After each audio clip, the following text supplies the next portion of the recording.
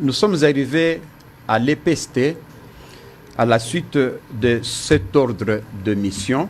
C'est cet ordre de mission qui nous a amenés au niveau de l'EPST. Nous sommes arrivés le 30 janvier, c'était un mardi. En arrivant le 30 janvier, la mission nous envoie à Sekopé, donc d'INACOP, ex-Sekopé. C'est là où la mission nous envoie pour faire un contrôle de gestion des fonds mis à la disposition de Sekopé, d'INACOP.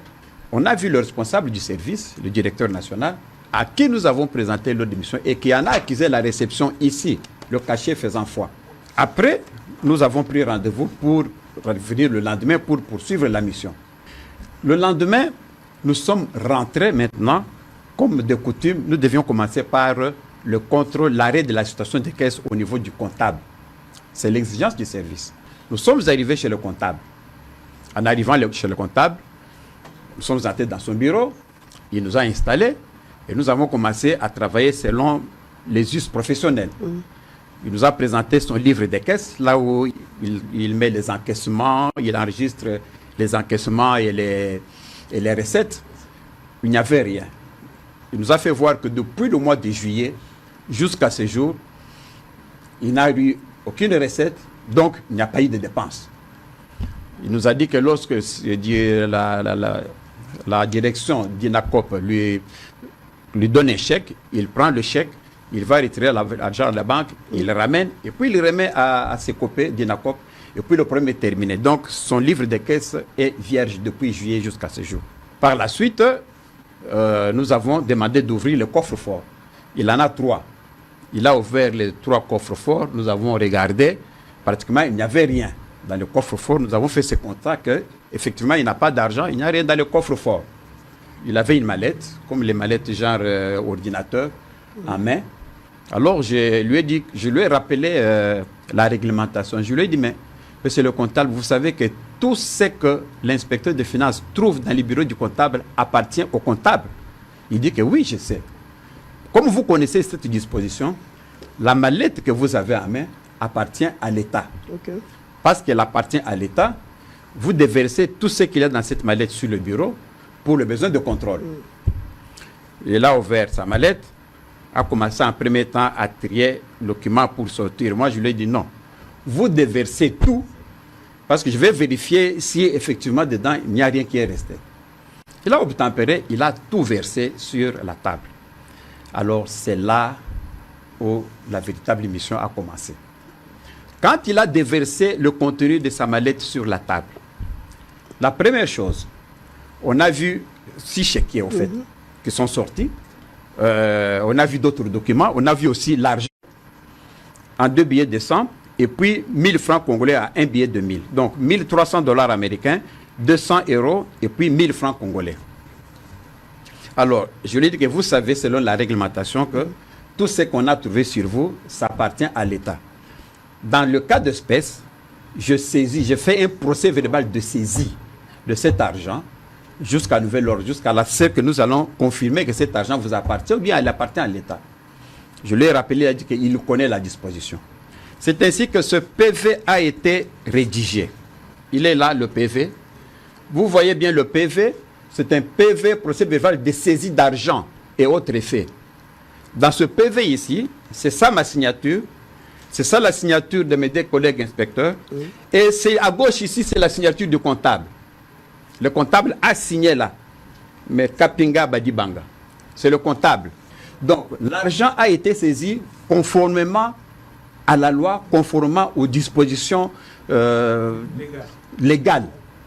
Alors, qu'on vous dise que non, on a ravi, c'est faux et archi faux. Pour malmener certains agents, voilà. Pour ravir 1000 $, voilà. 300 €. Mais on a PV à l'objet qui a 200 €, 100, 100. 1300 $ et puis 300 € et puis un billet de 1000 francs. Le ministre a parlé de 1000 $.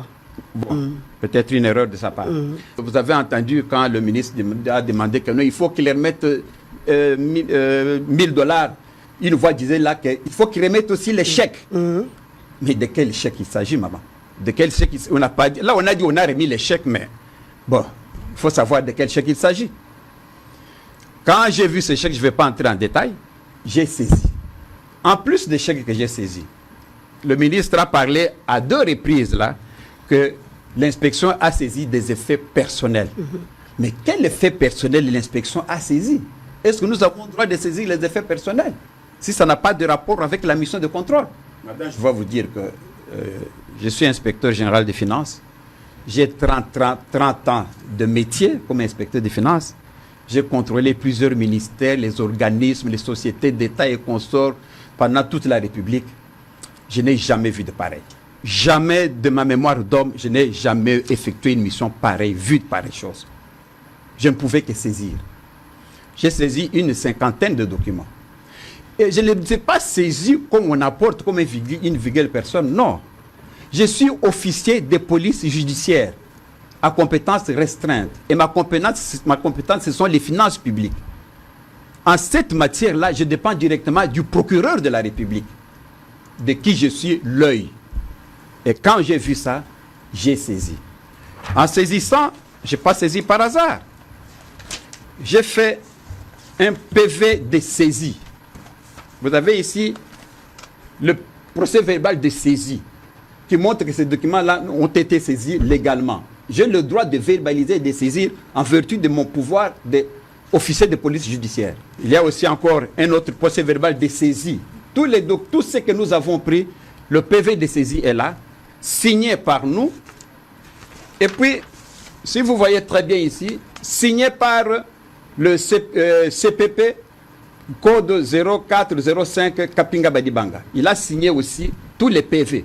Donc, les documents que nous avons saisis conformément à la réglementation.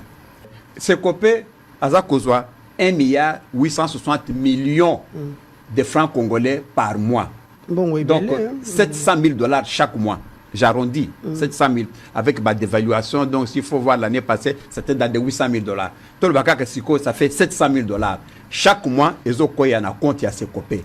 Dès que le contrôle veut maintenant savoir $700,000, est-ce que son papier duplicateur, son stylo, et ça, comme ça, si c'est conforme, nous, on vérifie, on se rassure que l'argent de l'État a fait son travail. C'est juste ça. Donc, on est encore vraiment au 2e jour, alors que la mission est de 180 jours. Arrivé au niveau du parquet, le comptable de qui les documents ont été saisis a fait mention, a été entendu par le magistrat instructeur. Notre tour aussi, nous avons été entendus par le magistrat instructeur.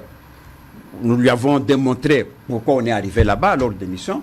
Il nous a demandé pourquoi on a saisi l'argent. Moi, pourquoi vous avez ravi l'argent? Je lui ai montré que non. Voilà le PV. Il a dit, mais ce qu'il a signé, moi je dis, mais c'est ça la signature. Pourquoi on a parlé de ravi? Non, c'est ça la signature, il l'a vu. Et puis, quels sont d'autres documents que vous avez saisis, dont on parle que vous devez remettre? Je lui ai aussi montré tous les documents que nous avons saisis, en lui expliquant, voilà, tel document, tel document. Il a vu, et puis il a emballé tous les documents, il est monté, faire rapport à son supérieur hiérarchique.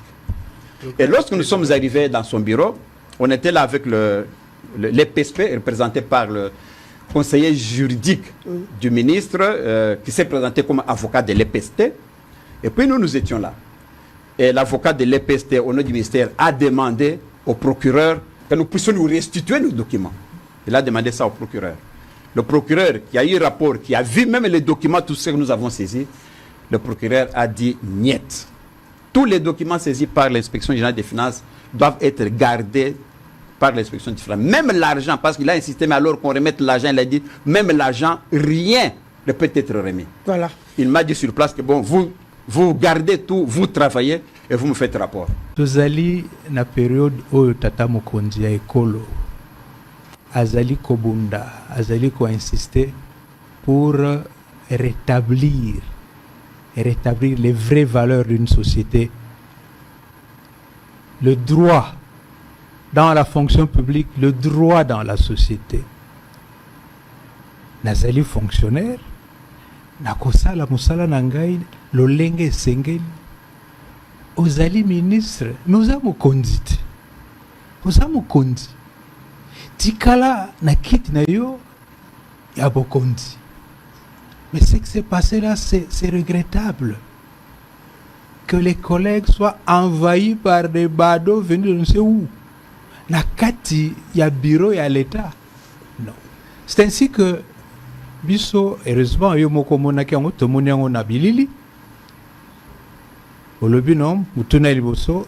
Qu'est-ce qui a justifié votre calme? Mais nous ne nous battons pas. Nous sommes là pour vérifier ce qui va texte ezali respecté par ceux qui gèrent les fonds publics. Toyepana wakami bale. Et à liboso biso syndicat et inspecteur de finances toujours qu'on déposer plainte à cour de cassation pour nanine ministre assemblée chez inspecteur de finances à longoli le coup na fonctionnaire aux ministre sala musala oyayo tika fonctionnaire à sala oyaye. Deuxième chose, s'il ici travaille, balingi babima barricade porte babimate séquestration du fonctionnaire. On dirait mouibi.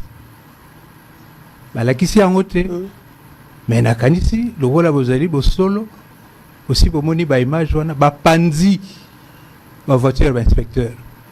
Donc tokoki kondimango ata mokete.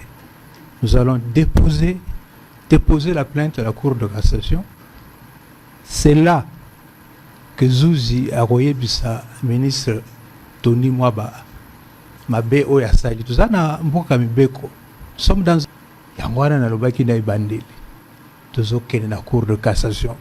Pour y aller, Mutassambisaka, ba ministre Kunande, ministre Tony Mwaba, a coupé sa réponse et pas ba Zouzi.